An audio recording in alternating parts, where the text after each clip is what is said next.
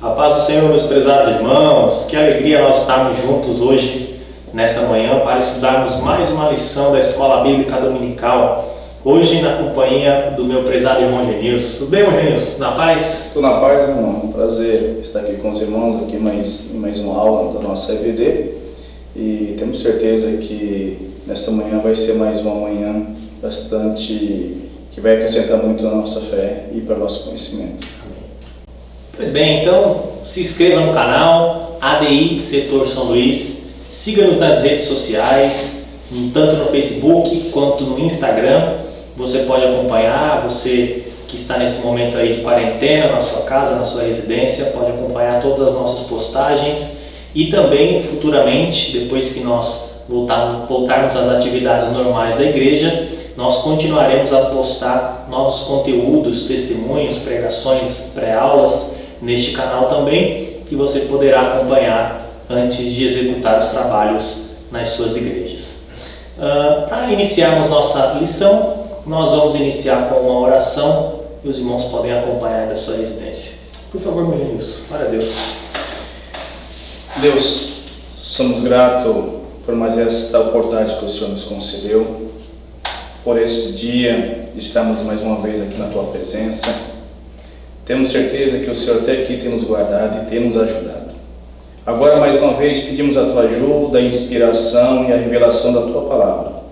Que o Teu Espírito Santo, mais uma vez, venha fazer parte deste ambiente e que, mais uma vez, tudo que seja feito aqui neste local seja para a Tua honra e para a Tua glória e para que o Seu nome, mais uma vez, seja manifesto.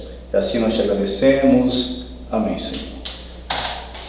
Muito bem, meus irmãos, vamos estar estudando nesta manhã a lição de número 5, do dia 3 de maio de 2020, cujo título é Libertos do Pecado para uma Nova Vida em Cristo.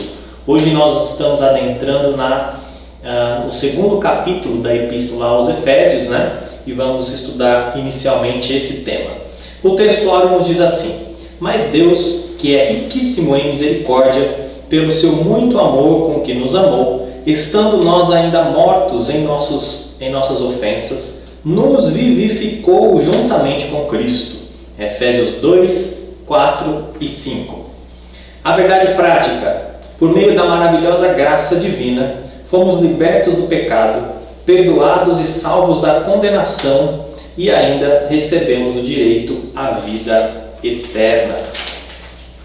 E a nossa leitura bíblica em classe, Efésios capítulo 2, os versos 1 ao 10, aqui essa sessão é bastante rica, diz assim: E vos vivificou, estando vós mortos em ofensas e pecados, em que noutro tempo andaste segundo o curso deste mundo, segundo o príncipe das potestades do ar, do espírito que agora opera nos filhos da desobediência, entre os quais todos nós também antes andávamos nos desejos da nossa carne, fazendo a vontade da carne e dos pensamentos, e éramos por natureza filhos da ira, como os outros também. Mas Deus, que é riquíssimo em misericórdia, pelo seu muito amor com que nos amou, estando nós ainda mortos em nossas ofensas, nos vivificou juntamente com Cristo, pela graça sois salvos, e nos ressuscitou juntamente com Ele, e nos fez assentar nos lugares celestiais em Cristo Jesus, para mostrar nos séculos vindouros as abundantes riquezas da sua graça, pela sua benignidade para conosco em Cristo Jesus, porque pela graça sois salvos por meio da fé. Isso não vem de vós, é dom de Deus, não vem das obras, para que ninguém se glorie, porque somos feitura sua, criados em Cristo Jesus para as boas obras, as quais Deus preparou para que andássemos nelas. Amém. Muito bem, meus irmãos, hoje nós propomos algo diferente aqui para os irmãos. Nós vamos estar aqui num bate-papo, entre eu e o irmão Genilson. O irmão Genilson é formado em teologia, promotor setorial de missões aqui e também já foi professor tanto dos jovens quanto dos adultos, superintendente da escola dominical. Então nós vamos ter um papo aqui entre nós, para nós discutirmos os pontos desta lição e irmos acrescentando aí a fé dos irmãos, algo um pouquinho diferente daquilo que a gente vinha fazendo convencionalmente nas gravações. Então, os irmãos poderão aí sentir um pouco desse gostinho da conversa, que o bom, na verdade, da aula é a conversa, né? A interação que é interessante.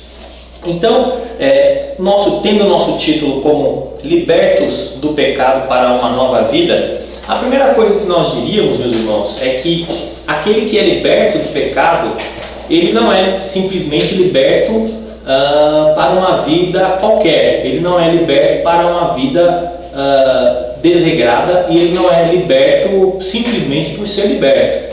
Aquele que é liberto do pecado, ele tem uma finalidade, né, a qual é revelada lá no versículo 10, né, onde Paulo vai dizer que nós fomos criados para as boas obras, e somente aquele que é salvo em Cristo que pode encontrar o verdadeiro caminho que leva às boas obras, né? E o nosso primeiro tópico vai falar um pouquinho deste homem que não pode encontrar este caminho que é as boas obras, mas sim aquele homem que estava morto, né? Porque aquele que está no pecado, ele é considerado como morto, ele é considerado como uma natureza morta. A natureza pecaminosa é comparada a um morto, né, Marquinhos? Que não pode fazer nada, que não tem nenhuma reação, que não tem nada. Qual que era a nossa condição antes do pecado, Marquinhos? Ou melhor dizendo, antes da salvação, condição no pecado, né? Assim, a Bíblia até usa um termo que para alguns que de repente não possa compreender melhor, mas a Bíblia nos chama de filho da ira, que eram filhos do pecado. A nossa mente era uma mente pecaminosa. Nós pecávamos e tínhamos intenção de pecar. E eu já disse em outra aula que nós não somos órfãos espirituais. Ou nós somos filhos de Deus, ou nós somos filhos da ira. Ou nós somos filhos da luz, ou nós somos filhos das trevas. Não tem o meio caminho não, meu Genilson? Não, esse que é o grande problema. Nós não somos órfãos espirituais. Nós, por mais que escutamos muitos termos aí, né? Não, todos nós somos filhos de Deus. Todos nós somos criaturas de Deus. Somos feituras de Deus. Mas filhos de Deus, só aqueles que reconhecem Deus como Pai, e Jesus, e Deus reconhece nós como os filhos. Então temos um meio termo. É isso mesmo. Eu lembro até de um testemunho, né? Na verdade é meio testemunho, né? Porque tinha aquele muro, né? Bastante grande, né? Tinha um muro bem alto, né? E de um lado tinha o céu, do outro lado tinha o inferno, né? E aí quem estava do lado do céu, né? Todo mundo estava alegre, feliz, né? Quem estava do lado do inferno, aquele sofrimento, né? E aí os anjos ficavam dizendo, vem pra cá, tinha pessoas em cima do muro, né? E os anjos dizendo, vem pra cá é bom, né? Vem pra cá, aqui tem vida, aqui tem doçuras, né? E do outro lado o diabo só ficava olhando, não falava nada, né? Para quem estava em cima do muro. Aí alguém chegou e perguntou assim, mas por que você não fala nada para quem está em cima do muro, né? Aí ele fala, o muro também é meu, né? O muro também é meu. Quem está em cima do muro também está condenado de alguma maneira, né? Isso é interessante porque a Bíblia vai dizer que nós éramos por natureza filhos da ira, né? Que você citou. E nós estávamos mortos nos nossos delitos e pecados. Pecado é uma palavra que vem do grego, né? Hamartia, que é errar o alvo, né? E também fala das ofensas, né? E a ofensa também vem do grego, né? Que é paraktoma, que quer dizer um passo fora do caminho, né? Um passo falho, de maneira deliberada, né? E isso também nos mostra a qualidade ou a intensidade do pecado em relação à vida humana. De alguma forma o homem tem condição de se salvar sozinho? De maneira nenhuma. O homem, por si só, o homem está certo. Inclusive essa palavra sobre o pecado, que do original, que quer dizer errar o alvo, é bastante interessante. esse termo, porque esse termo ele era usado lá no Oriente Antigo, quando os soldados estavam treinando, e muitos soldados eles treinavam tiro ao alvo com pedras, e quando eles erravam, dizia assim: você pecou, porque você não acertou o seu alvo. Tanto lá que em Juízes 20, no capítulo 16, vai falar dos 700 soldados que eram bons de mira, que acertavam até um fio de cabelo. E eles não erravam. E no original ali quer dizer que eles não pecavam, quer dizer que eles não erravam o alvo. E o interessante é que para que eles não errar, com certeza eles tiveram um processo até chegar lá, tiveram um treinamento para chegar lá. Eles não nasceram soldados, eles não nasceram expert, eles precisaram de um treinamento. Sem esse treinamento, eles, com certeza, eles iam sempre errar ou iriam sempre pecar.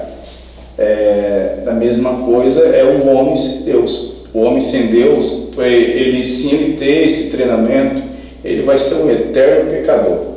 Ele vai ser uma pessoa eterna, vai errar o alvo sempre, porque ele não vai ter um treinamento, ele não vai saber como chegar a ser um soldado, um soldado expert, um soldado que sabe como fazer. Então, nós, sem Deus, nós não temos condições jamais, porque éramos cegos e só iríamos enxergar se Deus abrisse nossos olhos. Isso é interessante, né? Porque o texto de Efésios, né, ele vai dizer que a gente andava segundo o curso deste mundo, né?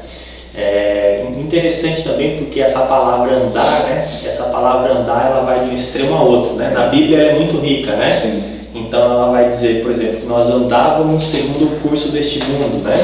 Ou que nós andávamos segundo o príncipe da potestade do ar, né? Então é uma relação do pecado, né? E aí quando a gente vai lá para o começo, a gente fala que Enoque andou com Deus, né? E Deus o tomou para si, né? Lá também em Pedro, se não me engano, 1 Pedro 2, né? Que vai falar sobre andar nas boas obras, andar com Cristo, né? Então essa palavra andar é bastante rica. Também fala que nós andamos fazendo a vontade da carne e dos pensamentos, né? Isso remete-nos a pensar essa condição da natureza humana, que ela sem Deus ela é comparada a um morto, né? Que não tem nenhuma ação, nenhuma reação para com Deus, né? Está cega, né? Se nós formos lá em 2 Coríntios, né? Capítulo 4, 2 Coríntios, capítulo 4 e verso 4, a gente tem um texto que é bastante interessante, que vai falar um pouquinho disso, meus irmãos. 2 Coríntios 4:4 diz assim: os quais o Deus deste século cegou os entendimentos dos incrédulos, para que não lhe resplandeça a luz do Evangelho da glória de Cristo, que é a imagem de Deus. Ou seja, aquele que não é de Deus só pode ser do outro lado, né? Sim. Não tem um meio caminho. É interessante que a nossa condição antes do pecado era de filhos da ira, né? E a partir do momento que o Senhor nos salva, nós somos agora filhos de adoção, né? E essa expressão é bastante interessante. Mas será que Deus tem só um filho, irmão Genilson, ou não? Nós somos todos filhos de Deus, ou Jesus é o único filho de Deus? Jesus é o filho unigênito, né? O filho unigênito de Deus. No momento que Deus envia Jesus à terra que possa morrer para o homem, Jesus ele morre para que nós possamos ter esse direito à adoção. E porque você pode só ter direito à herança se alguém morrer.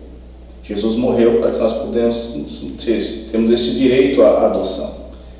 E agora Jesus ressuscita para que juntamente com ele fôssemos cordeiro.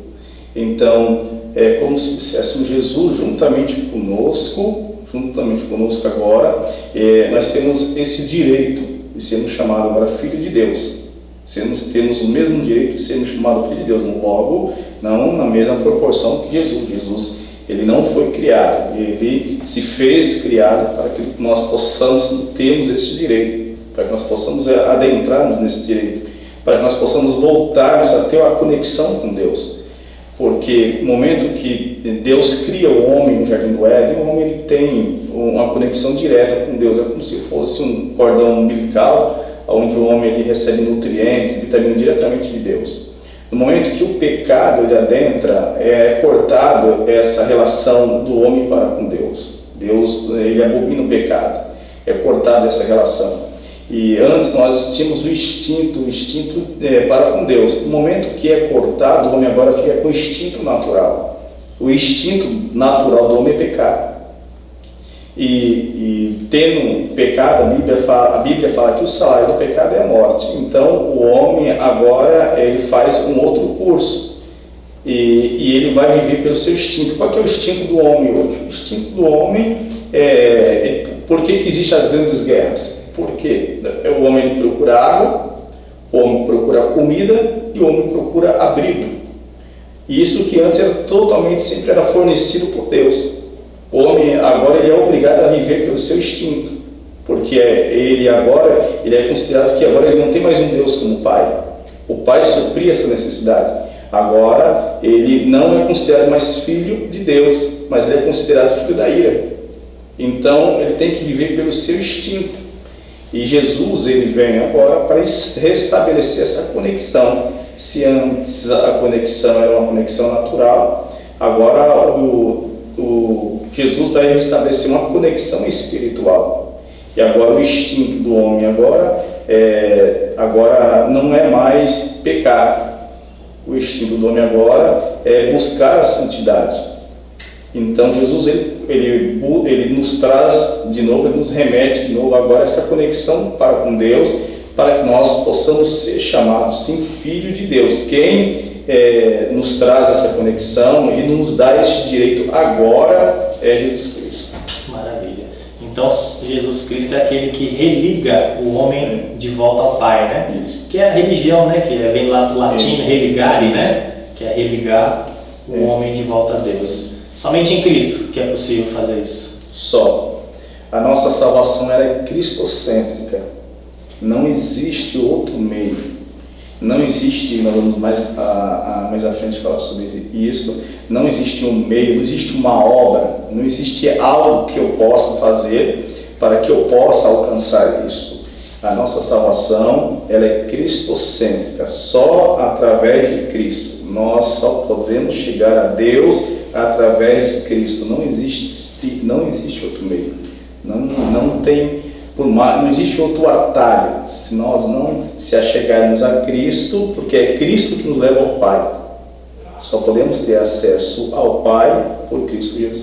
Isso me faz lembrar um texto, irmão Genilson, que está lá em 1 Timóteo, capítulo 2, verso 5, que diz assim: porque há um só Deus e um só mediador entre Deus e os homens, Jesus Cristo, homem, né?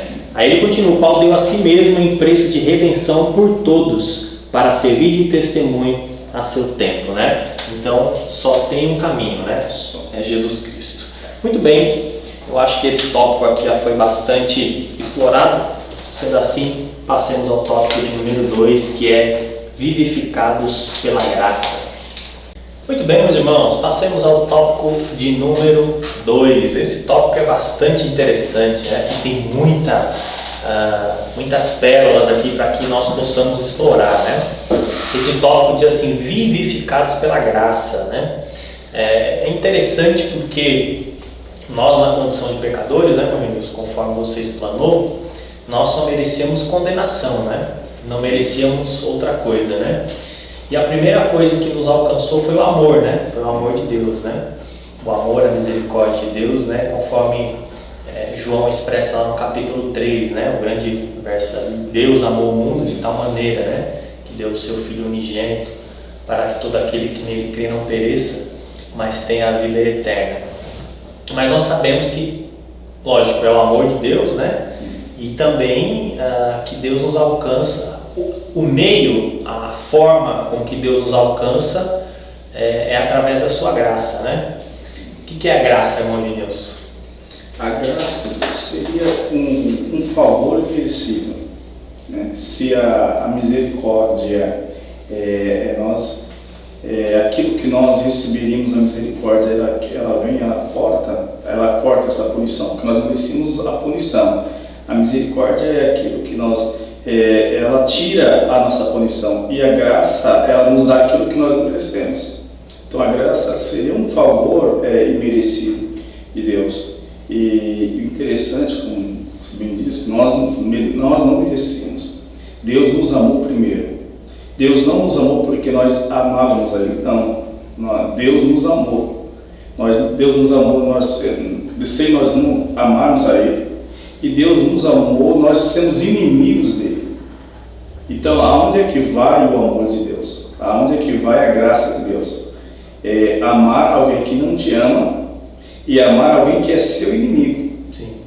Então, o amor de Deus, ele vem e restaura, porque nós não temos condições de amarmos a Ele sem Ele primeiro nos amar. E a graça, ela vem nos trazer isso, trazendo uma simbologia como se nós estivéssemos bem no juiz e o juiz nos condenasse. Olha, você está condenado eternamente a esta prisão. E aí ele diz, olha, só que você não vai ser condenado. Eu vou ter misericórdia de você, você não vai ser condenado. E além de você não ser condenado, eu vou te dar esse prêmio aqui. Então a graça é isso. A misericórdia, ela livra-nos da condenação, e a graça ainda nos dá benefício.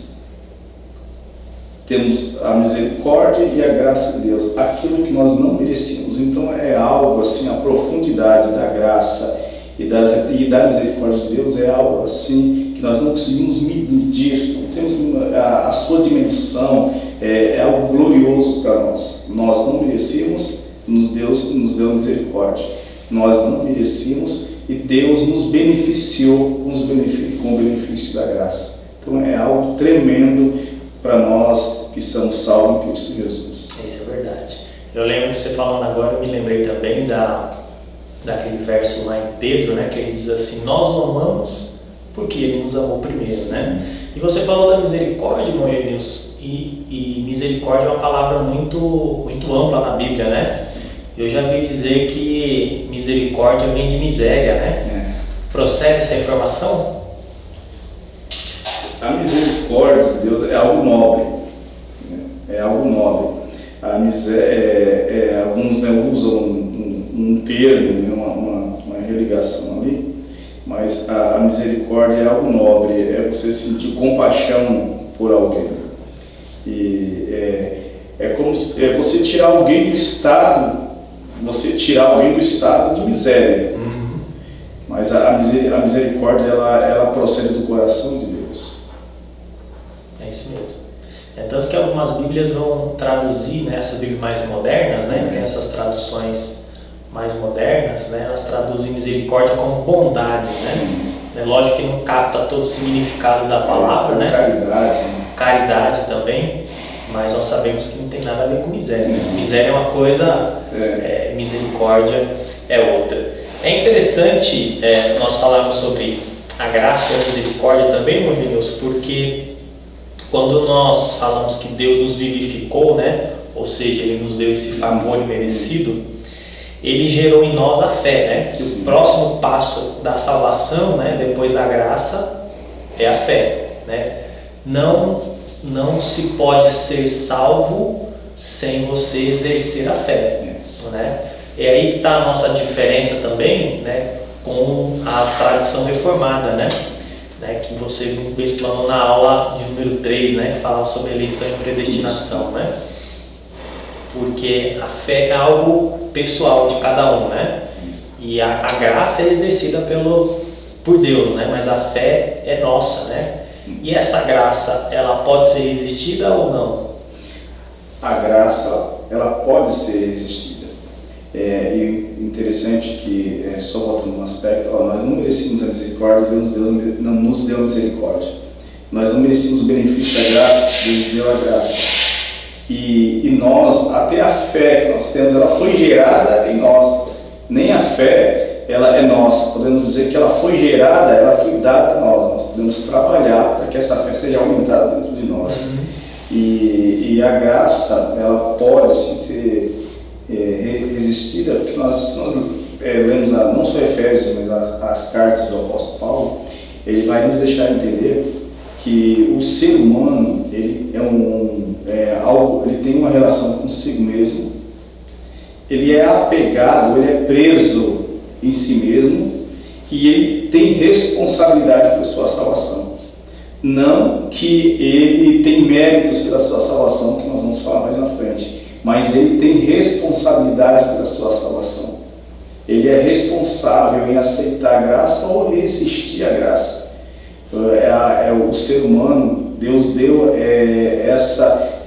vamos dizer, o livre-arbítrio nessa parte, o homem em resistir ou não à graça. Ele tem um livre-arbítrio só até aí, em resistir ou não à graça, ou resistir ou não, porque a fé, ela é gerada em nós para que nós possamos alcançar essa graça. Mas se o ser humano, ele não querer, ele tem essa liberdade ou essa responsabilidade. O homem só vai para o inferno se ele quiser. Sim, isso é importante dizer, né? Porque a partir do momento que nós estamos em Cristo, né, nós devemos perseverar também, né, com a nossa salvação, né? É interessante porque a Bíblia diz que Deus nos fez participantes, né, das bênçãos espirituais, né? Ou seja, aquilo que você estava falando, Deus entregou todas as coisas ao seu Filho Jesus, né? Que é o herdeiro de todas as coisas, né? Acho que Hebreus vai falar disso, né? Mas nós somos co-herdeiros com Ele, né? Isso é somente a graça, né? Para fazer nos tirar dessa condição de pecaminosidade e nos colocar, como a Bíblia diz, assentado entre os príncipes, né? Então essa profundidade que a graça tem, ela é bastante pungente, né? Ela é bastante edificante nas nossas vidas e nos faz ser exaltados, né? Ela nos tira de uma posição terrível, né? E nos exalta de maneira grandiosa. Agora eu queria que você falasse um pouco, Mogenis, já introduzindo também um pouco do tópico seguinte, né? Que vai falar sobre as obras. Porque nós falamos muito e relacionamos muito a graça com as obras. Inclusive quem faz muito isso é Tiago, né? Ou a salvação com as obras, né? Qual que é essa relação entre a salvação, a graça e as obras? Logo no primeiro sentido, a graça e as obras, ou a salvação e as obras, ela tem um sentido oposto. Porque nós não alcançamos a salvação através das obras. Porque se fosse dessa maneira, nós teríamos méritos, né, na salvação. Logo no primeiro momento, a salvação e as obras, ela tem um sentido oposto. As obras estão de um lado, a salvação está de outro lado. Nós não somos salvos pelas obras. Nós fazemos as obras porque nós somos salvos.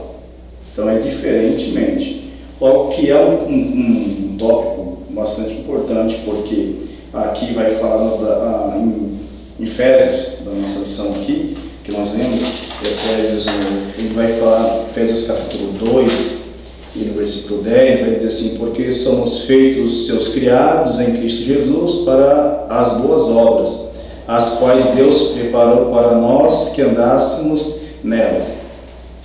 As boas obras. E essas obras, aqui está falando das obras em Cristo Jesus. É um pouco diferente daquelas obras que Tiago está falando. Porque Tiago está falando ali mais nas obras sociais, ele está ali entrando mais dentro das obras sociais. Mas Paulo está falando aqui mais da salvação. Por quê? Porque obras não precisa sermos salvos para fazermos obras.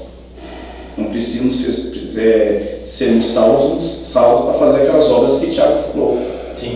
Não precisa sermos salvos para socorrer a viúva, para dar um pão para o necessitado. O que nós não podemos é escondermos atrás das obras. Porque alguém às vezes diz assim: nossa, ele está fazendo obra, é o reflexo de Cristo nele.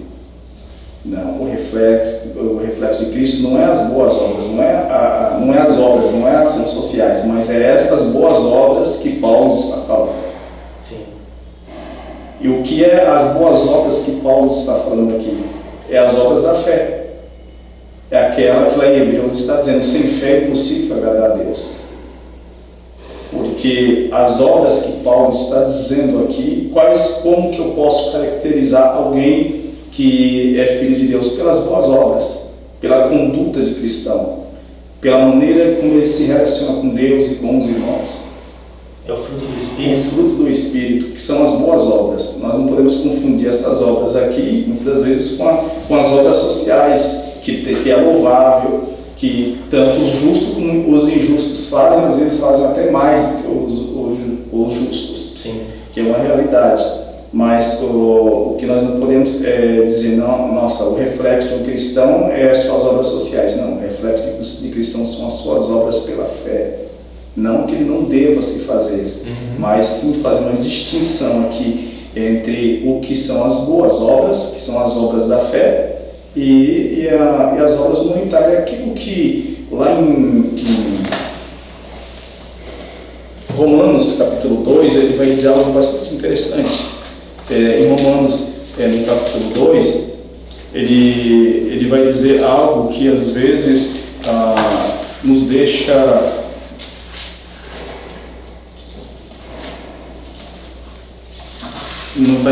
vai fazer nos entender algo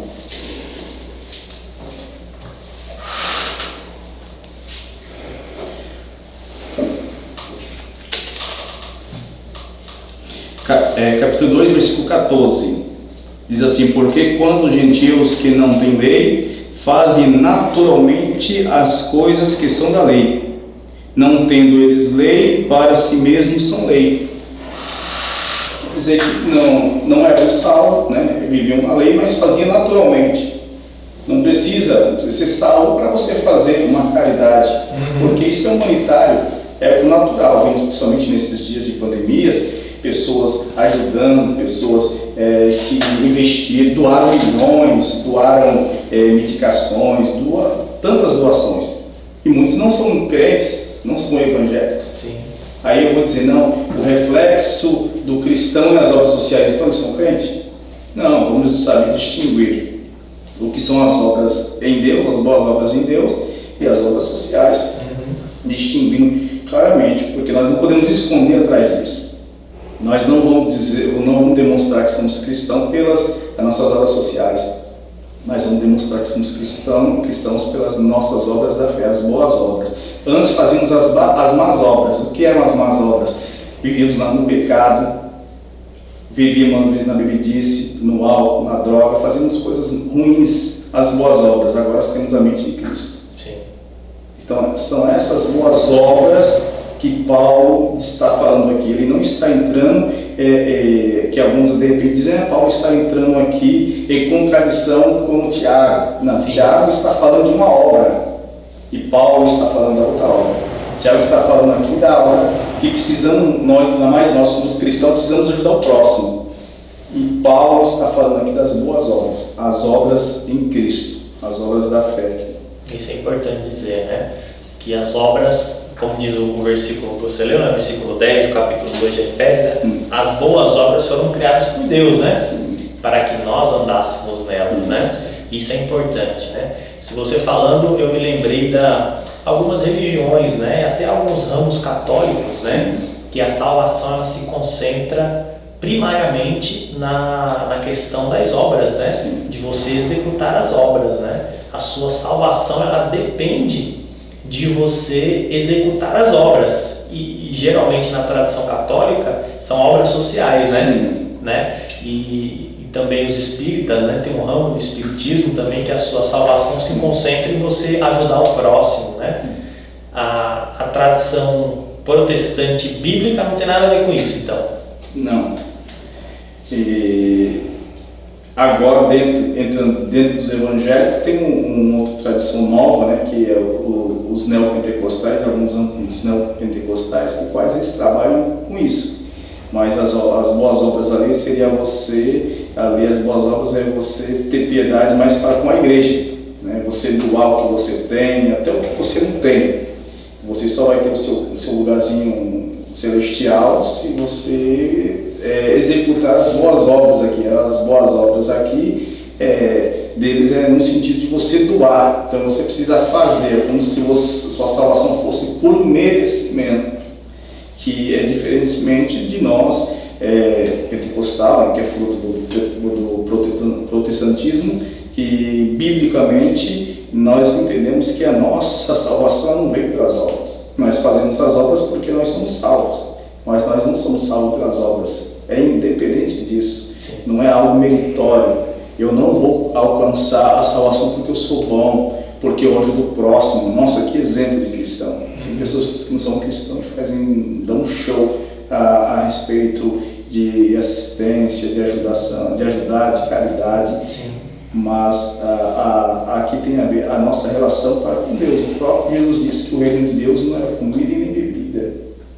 Então nós temos que entender e sabermos dividir. Sermos humanos, fazer ação humanitária, ainda mais como cristão, mas nós temos que cuidar da nossa alma. Porque você pode fazer muita caridade. Se você não cuidar da sua boa obra, você não alcança a graça de Jesus. Amém. Esse assunto é bastante extenso, né, Maurício? Nós vamos detalhar mais ele nesse tópico de número 3. Muito bem, chegamos ao terceiro tópico da nossa lição de hoje, cujo tema é a salvação não vem das obras, né? O Morenilson já estava comentando já no tópico anterior, né, sobre este ponto, né, para introduzir esse próximo assunto. Então nós, apenas fazendo uma recapitulação, né, nós sabemos que a salvação ela não é meritocrática, né, Morenilson? Ela não é por mérito de ninguém, a não ser pelo mérito de Cristo, né? Mas o homem ele não tem mérito nenhum na salvação, é a graça que gera a fé, né, no ser humano, e uma vez que este ser humano está em Cristo, ele é salvo, né? Inclusive na tradição arminiana, né, você só é eleito se tiver em Cristo, né? É algo óbvio, né? Mas é exatamente isso que ela diz, né? E a partir da graça, Deus começa a operar na vida do homem, né? Então a grande questão é se as obras, a partir do momento que nós começamos a praticar, ou melhor, a partir do momento que nós somos salvos, irmão Genilson, e nós não praticamos as obras, será que nós podemos alcançar verdadeiramente a salvação ou não? A salvação, ela não vem pelas obras. Agora, depois que nós somos salvos, o reflexo do cristão é as obras. Vamos entender que a graça ela desemboca nas obras, não as obras desembocam na graça. Sim. E todos aqueles que são salvos, todos aqueles que têm o amor de Cristo derramado, ele tem que ter dentro de si que a salvação não vem pelas obras, mas que ele sim deve fazer as obras. E quando se fala em fazer as boas obras, né, nós não podemos apenas limitar apenas a um setor, né? Fazer as obras aqui são inúmeras obras, né? Não só apenas socorrer o necessitado, mas principalmente uma das maiores obras que alguém que alcançou a salvação pode fazer é trazer alguém também à salvação. Uma das maiores obras que ele pode se fazer é a pregação do Evangelho. Inclusive, o Evangelho lá em Atos é chamado de Evangelho de boas obras. Então, o que transforma, o que vai transformar o homem aqui é o evangelho de boa, aqui coloca até distingo aqui entre boas obras. Sim. Nós, como cristãos, devemos sim fazer boas obras. Não, eu sou salvo, já tenho minha salvação, entre eu e Deus. Não. Temos que fazer, não se limitar a isso. Foi, como eu bem disse, que nós não podemos nos esconder atrás das obras. Porque é como Deus disse à igreja, eu conheço as suas obras. Deus conhece as nossas obras. E as obras que Deus está dizendo ali é as boas obras. Porque o cristão, todos nós, inclusive dizemos que o cartão de visita do cristão é o amor. Sim. O cristão, ele não pode ver alguma necessidade e virar as costas para isso.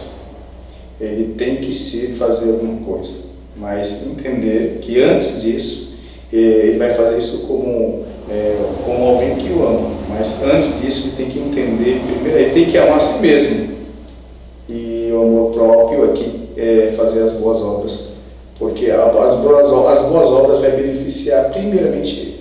Sim, sim. Você falando isso, eu estava me lembrando, né, do caminho da salvação, né? Então ele começa na graça de Deus, né? Passa pela fé, pela regeneração, pela expiação, né? Pela santificação, né? E desemboca lá na frente nas obras, né? Sim. De sorte que, é o que a Bíblia diz, né? As boas obras foram criadas para que nós andássemos nelas, né? Sim. E de sorte que Tiago, né? Voltando a Tiago, ele vai dizer que como é que alguém vai mostrar a sua fé se não tiver as obras, né? Sim. O ponto importante, meu Deus, que eu fico pensando hoje em dia é que tudo que nós fazemos é considerado uma obra, né? Isso. Mas é o que você disse, é uma obra que pode ser boa ou pode ser ruim, né? Se nós olharmos lá nas 7 cartas do Apocalipse, né? Nós vamos ver lá que toda a carta fala, né? Eu conheço as tuas obras. Sim. Só que algumas são reprovadas, né? E algumas são aprovadas. Isso cabe para nós, né? Algumas das nossas obras, elas são aprovadas e algumas das nossas obras, elas são reprovadas, né? Tanto que a gente fala do galardão, né? E o galardão, ele um dia vai ser provado, né? Ou melhor, um dia ele vai ser nos dado, mas primeiro as nossas obras, né, terão que passar pelo fogo, né? E o fogo é um sinal de purificação, né? Para ver o que resta daquilo que nós fizemos, né? Porque às vezes nós fazemos alguma coisa e alguma coisa que não é tão boa, mas nós damos um invólucro, né? Uma capa, né? Muito bonita, né? Isso. E quem olha de longe fala, nossa, que beleza. Mas naquele grande dia nós vamos ver quando passarmos pelo fogo de Deus, né? Se aquela obra será aprovada ou se ela será reprovada, né? Então essa questão das obras é bastante interessante. Para nós finalizarmos, fala como obras, como evidência da salvação, né? Quando a Bíblia vai dizer que essas obras são para que nós andássemos nelas, né? As obras, elas se mostram como uma atestação, né? De que nós verdadeiramente fomos salvos em Cristo Jesus. Você teria algum conselho para dar, irmão Genilson, para aquele cristão que foi salvo, está na igreja, mas por algum motivo não tem praticado as boas obras? O que eu tenho a dizer para esse cristão, que as boas obras, ela tem que andar junto com o cristão. O cristão, ele só reflete que ele realmente é cristão pelas boas obras. E quando eu falo de boas obras, nós já destacamos bem, nós estamos falando de um caminho amplo. Quais são as suas obras? Não adianta apenas nós pertencermos a um segmento evangélico. Deus quer saber quais são as nossas obras. A Bíblia até destaca as obras, né? obras de palha, obras de feno, de ferro, de madeira. E Deus quer saber o que você tem nas suas mãos. Sabemos que nós bem falamos da misericórdia de Deus e falamos da graça de Deus, falamos que a misericórdia de Deus ela não tem fim, a misericórdia de Deus não tem fim, mas a paciência de Deus sim. Muitas das vezes nós só dizemos que é crente e nós não demonstramos as nossas obras como um cristão autêntico, não apenas apenas num segmento, né? Escondemos atrás de alguma obra, mas nós demonstramos que somos crente, bom crente, com a nossa vida santificada, com a nossa relação com os irmãos, com a nossa relação com a nossa comunidade evangélica, a nossa vida de fé, prática e oração, que tudo são obras. Sim. Porque, como eu falei, não fiz muitas coisas, e Deus, não, mas essa obra não passou pelo que temos que essa obra tem que ser obras feitas em Cristo, obras feitas pela fé. Então nós, como cristãos, nós temos que refletir as boas obras de Deus em nossas vidas. Nós temos que termos um relacionamento para com Deus, porque não que as obras é o que nos leva a Deus, mas nós só fazemos as obras porque a graça nos levou a Deus. A graça, ela veio de graça, como diz um escritor. A graça é de graça, mas ela não é barata. Sim. E por ela não ser barata, nós temos que agora fazer jus dessa graça que foi derramada em nossas vidas através das nossas boas obras, através das nossas boas condutas em Cristo Jesus. Então, o conselho que nós deixamos aqui, ou a reflexão que eu deixo aqui para os irmãos, é que se Jesus te perguntasse hoje quais são as suas obras, que tu tens, qual seria a sua resposta para com Deus? Isso é importante, né? Foi a pergunta que ele fez lá no Apocalipse, né? E a resposta quase nunca é boa, né? Das 7 cartas, só uma, né, que recebe elogios, né?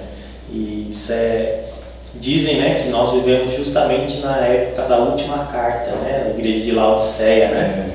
Que foi reprovado em tudo que fez, né? Sim. Talvez seja de todas as cartas a que mais causa espanto, né? Porque tudo que ela fazia não estava bom, né? Foi reprovado, né? Foi reprovado.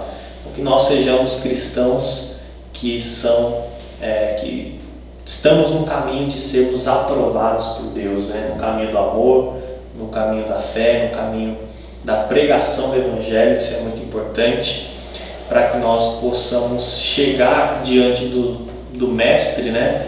Levando as nossas boas obras, né? A qual Deus nos preparou para que andássemos nelas, né? Muito bem, eu acho que essa conversa aqui foi bastante proveitosa.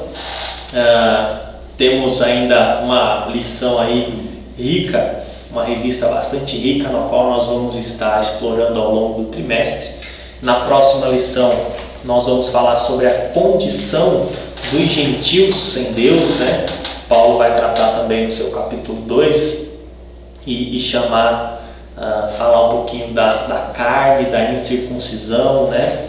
Este símbolo que é bastante importante da circuncisão, e falar um pouquinho sobre qual que era essa condição do gentio. O gentio é aquele que nunca provou a Deus, né? Não conhece a Deus, né? Tem muito hoje em dia, né, meu Deus?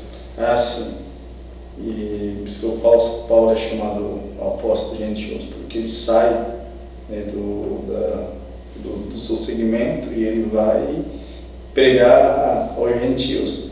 E quem são esses gentios é uma lição que vai nos deixar bastante inteirado a este sentido. Amém. Então, teremos a oportunidade de estar estudando mais essa lição na semana que vem. Vamos fazer uma oração para nós finalizarmos. Peço ao Jesus novamente, ora a Deus, para que nós finalizemos esta lição e que Deus abençoe a sua casa, a sua família. Não se esqueça de se inscrever no nosso canal, de acompanhar as nossas lições, e se você quiser deixar o seu comentário, eu teria o prazer de ir lá e respondê-lo com muita alegria. Que Deus abençoe a todos. Bom Jesus. Senhor, somos gratos a Ti por esse momento que nós passamos aqui, aprendemos a Tua Palavra. Temos certeza que mais uma vez o Teu Espírito Santo se fez presente conosco neste momento. Temos certeza que vai ser alcançado muitos lares, muitas vidas, para refletir a respeito da nossa vida, da nossa salvação, da misericórdia e da graça de Deus que nos alcançou. Somos gratos por sermos chamados filhos de Deus. Muito obrigado. Que o Senhor continua nos ajudando, direcionando este trabalho, iluminando cada dia mais o nosso intendente, nosso irmão Leonardo, para que possa conduzir da melhor forma possível. Somos gratos a Ti e que aonde quer que chegue esta palavra, que Deus venha abençoar neste momento os lares, que a Tua palavra seja refrigério na vida de cada família, de cada um que está ouvindo esta palavra. Assim nós te agradecemos. Amém, Senhor. Amém. Deus abençoe sua casa, sua família, que a paz do Senhor Jesus seja com todos.